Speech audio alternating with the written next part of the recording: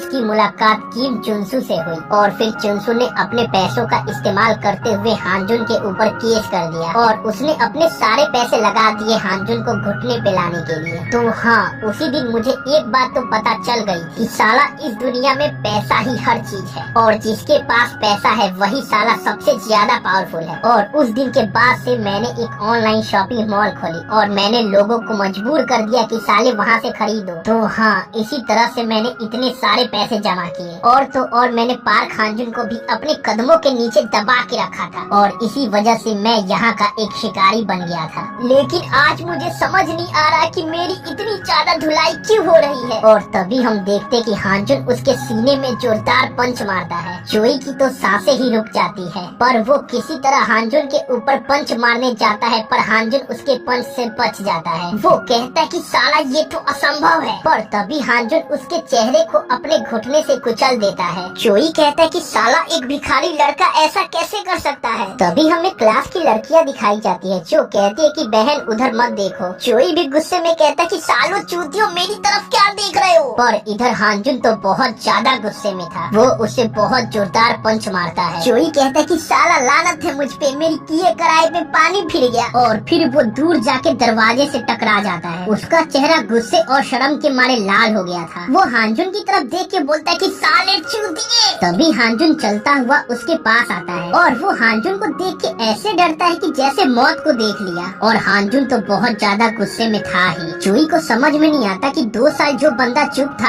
आज वो इतना गुस्से में क्यों है। और फिर वो अपने दोस्त से बोलता है कि साले मेरी मदद करना। उसका दोस्त डरते हुए उसकी तरफ देखता है और जब वो पार्क हानजुन की आंखें देखता है तो उसकी फट के हाथ में आ जाती है। वो कहता है कि मैं पार्क हानजुन को कहाँ हैंडल कर पाऊंगा। जोई गुस्से में कहता है कि साले चूतिए फट्टू कहीं के। और अब तो उसको भी फील हो गया था कि मैं साला नहीं बचेगा। वो हानजुन को बोलता है कि साले भाड़ में जा, तुझे क्या लगता है कि तू ये हर जाना चुका पाएगा और पिछली बार की तरह तेरी लाइफ के एंड लगने वाले हैं। पर हानजुन कहाँ उसकी बात को सुनने वाला था। वो तो उसके चेहरे को अपने पैर से कुचल देता है और हम देखते कि उसके जूते का निशान उसके चेहरे पे बन गया है। जोई कहता है कि साला मुझे दर्द हो रहा है और अगर मैं ऐसे ही पीटते रहा तो मैं यहीं पे मर जाएगा। और फिर तभी उसके दिमाग की बत्ती जल जाती है और फिर उसे समझदारी भागने में ही दिखाई देती है। वो भागते हुए कहता है कि मैं साला कभी भी ऐसे नहीं मरूंगा। तभी वो दोबारा से चूतिया जैसी हरकत करता है। वो कहता है कि मैं तो बॉस जोई हूँ, तो मुझे भागना क्यों है। मुझे तो ये समझ में नहीं आ रहा कि 2 साल पहले इसकी लाइफ बर्बाद हो गई थी और इसने अपने मौके का यूज नहीं किया था, पर मैं ऐसे नहीं भाग सकता, मैं क्या करूँ यार। तभी उसे याद आता है कि एक्सरसाइज क्लास में एक पार्क सियोंग नाम का बंदा है जो बहुत ज्यादा पावरफुल है और वो बंदा पैसों के लिए कुछ भी करेगा। तो वो भागते हुए उसके पास जाता है और कहता है कि पार्क सियोंग। सियोंग कहता है कि बॉस आपके चेहरे को क्या हो गया।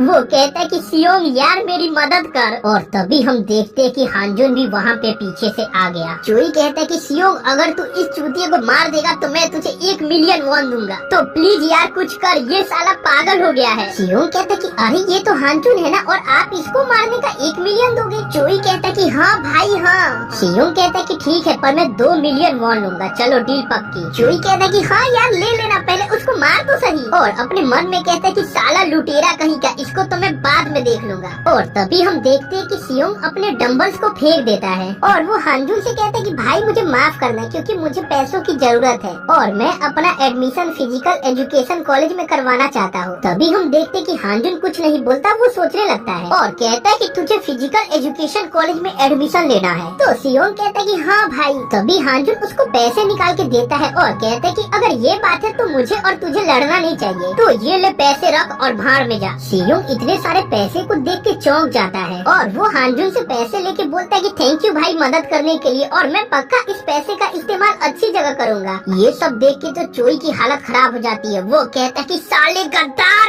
पर तभी हानजुन उसकी तरफ बहुत ज्यादा गुस्से में देखता है। तभी हम देखते कि जोई वहाँ से अपनी जान बचा के भागने लगता है, पर तभी हानजुन उसे जोरदार लात मारता है जिससे वो बाहर जाके गिरता है और वहीं पे प्रिंसिपल होता है। वो कहता है कि ये सब क्या हो रहा है और वो देखता है कि क्लास के अंदर से पार्क हानजुन बाहर आ रहा है। प्रिंसिपल कहता है कि पार्क हानजुन तुम्हारा दिमाग खराब हो गया है, तुम कर क्या रहा रहे हो। हम देखते कि पार्क हांजुन उसकी तरफ देखता तो है पर कोई जवाब नहीं देता। और उसके बाद प्रिंसिपल उन सबको अपने कैबिन में बुलाता है, जहाँ पे प्रिंसिपल बहुत ज्यादा गुस्से में था। वो हांजुन को कहता है कि तुम क्या कोई गैंगस्टर हो, तुम अपने दोस्त को ऐसे कैसे पीट सकते हो। जब तुम अपने फर्स्ट ईयर में थे तुमने बहुत सारी गुंडागर्दी करी थी, पर मैंने हर चीज को इग्नोर कर दिया था और इन सब का कारण था कि तुम्हें स्कूल से भगा ना दिया जाए, पर तुमने दोबारा से गुंडागर्दी स्टार्ट कर दी और मैं इस बार तुम्हें जाने नहीं दूंगा। तभी हम देखते हैं कि इतना पिटाई करने के बाद भी चोई उसकी तरफ एटीट्यूड में देख रहा है। प्रिंसिपल कहता है कि तुम्हें सोच समझ के कुछ भी करना चाहिए, तुम्हें अपने पिता पे दया नहीं आती।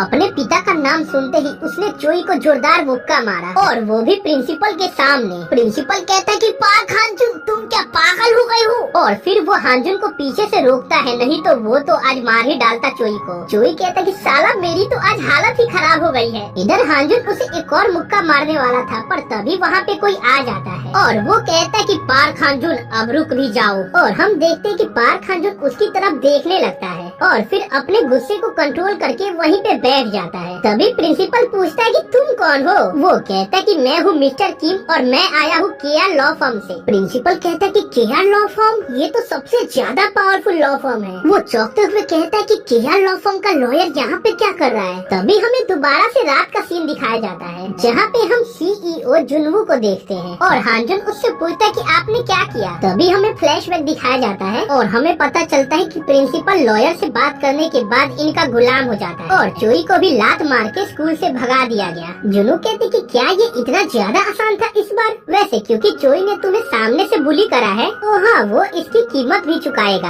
हांजुन कहते कि और प्रिंसिपल का क्या। जुनू कहते कि उसको तो पटरी पे लाना और ज्यादा आसान था, क्योंकि मेरे पास उसके सारे काले कारनामों का चिट्ठा है और जब मैंने उसे दिखाया तो वो मेरा गुलाम बन गया। तो हाँ हम अभी प्रिंसिपल को नहीं पीटेंगे, हम उसे बाद में मारेंगे, क्योंकि अगर हमें चोई को जुवेनाइल प्रिजन में भेजना है तो हमें प्रिंसिपल को अपनी तरफ करना होगा। और जैसे ही चोई जेल में चला जाएगा उसके बाद हम प्रिंसिपल को भी कूट देंगे, क्योंकि यार मैं अपना टैक्स इन जैसे चूतिया टीचर के लिए थोड़ी भरता हूँ। वैसे यार तुम बताओ अब तुम्हें कैसा महसूस हो रहा है, क्योंकि तुमने इतने लंबे अरसे के बाद अपने मसल का यूज करा तो शायद अब तुम जिंदा फील कर रहे हो और मैं भी तुम्हें मुझे थैंक यू बोलना है। हांजुन बोलता है कि हाँ जरा सा। सीईओ जुनू कहते हैं कि जरा सा। जुनू कहते हैं कि तुम मुझे अभी थैंक यू मत बोलो, क्योंकि अभी भी बहुत चीज बाकी है तुम्हें करने के लिए। तो इम्पोर्टेंट पॉइंट ये है कि अब हमें बात करने की जरूरत है। तो पार्क हांजुन चलो एक साथ अच्छे से काम करें, क्योंकि इसमें बहुत ज्यादा मजा आने वाला है। पार्क हांजुन भी हमेशा की तरह कुछ बोलता नहीं है, पर उसकी हामी थी। तो यहाँ पे होता है ये चैप्टर समाप्त। तो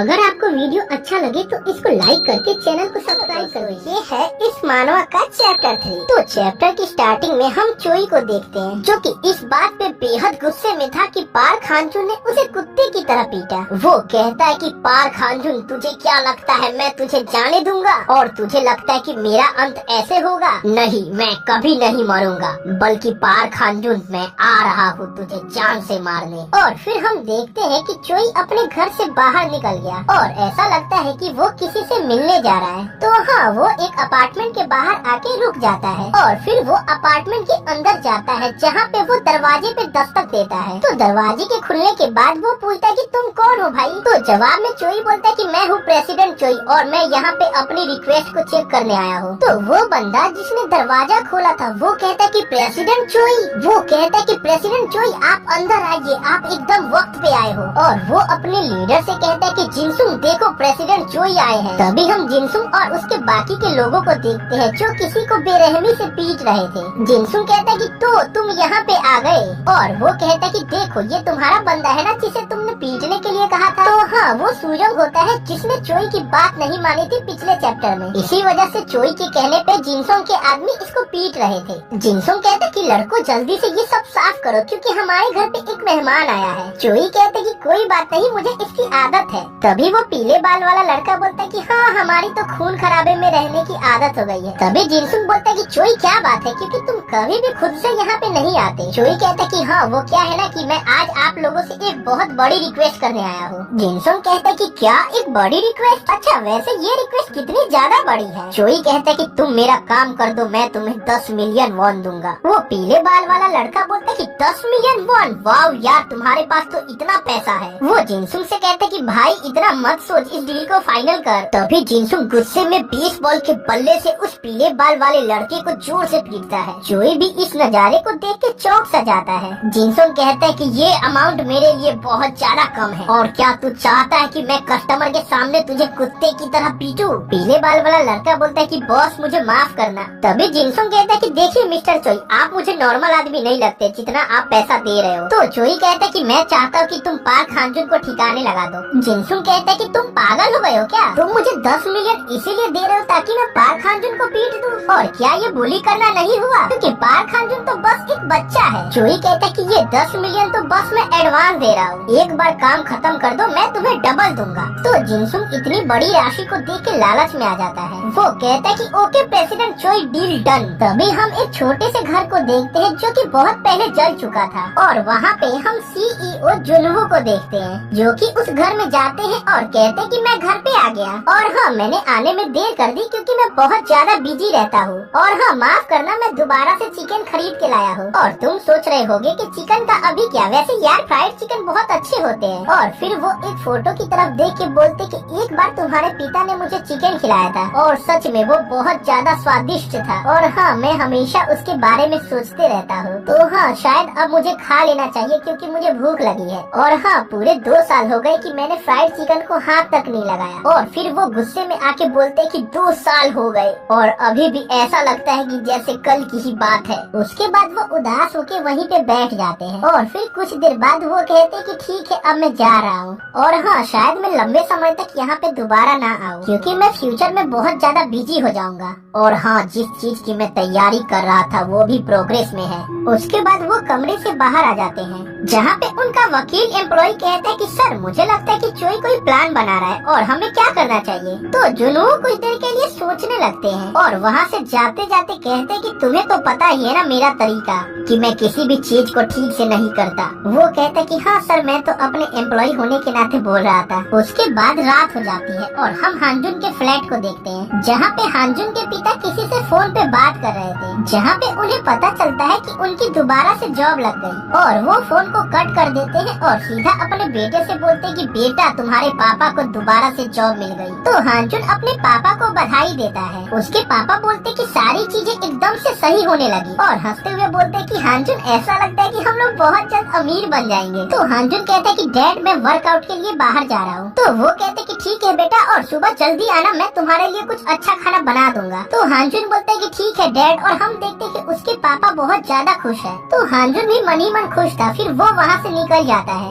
उसके बाद वो वर्कआउट के लिए अपनी सीढ़ियों से नीचे आ रहा था, तभी उसके मोबाइल पे किसी का कॉल आता है और वो जुनवू होते हैं जो कहते हैं कि यार चोई ने कोई ना कोई प्लानिंग करी है और शायद उसने कुछ भाड़े के टट्टुओं को तुम्हारे पीछे भेजा है। वैसे मुझे चिंता इस बात की बिल्कुल भी नहीं है, तो ठीक है जब भी वो आए मुझे कॉल कर देना। तभी हम देखते कि हांजुन बात करते करते अपनी बिल्डिंग के बाहर आ जाता है और वो कहते कि मुझे नहीं लगता कि मुझे आपको कॉल करने की जरूरत पड़ेगी। जुनू पूछते कि क्यों? हांजुन कहता है कि क्योंकि वो भाड़े के टट्टू सबके सब मेरे सामने है। तभी जिनसुन कहता है कि पार्क हांजुन तुमसे मिलके अच्छा लगा। हांजुन कहता है कि तू कौन है बे? पर तभी वो अपने पीछे की तरफ देखता है जहाँ वो देखता है कि एक कार बहुत तेज गति से उसकी तरफ आ रही है और वो होता है पीले बाल वाला लड़का जो बोलता है कि मैं 20 मिलियन लेके रहूंगा। तभी हांजुन उसकी तरफ बहुत ज्यादा गुस्से में देखता है और फिर वो एकदम से उस कार की तरफ भागने लगता है और भागते भागते वो कार के बेहद नजदीक आ जाता है। वहाँ पे उपस्थित सारे लोग सोचते कि ये साला पागल वागल हो गया है क्या? और तभी हांजुन अपने पैरों से उस कार को रोक देता है। वो पीले वाले ड्राइवर की तो हालत ही खराब हो जाती है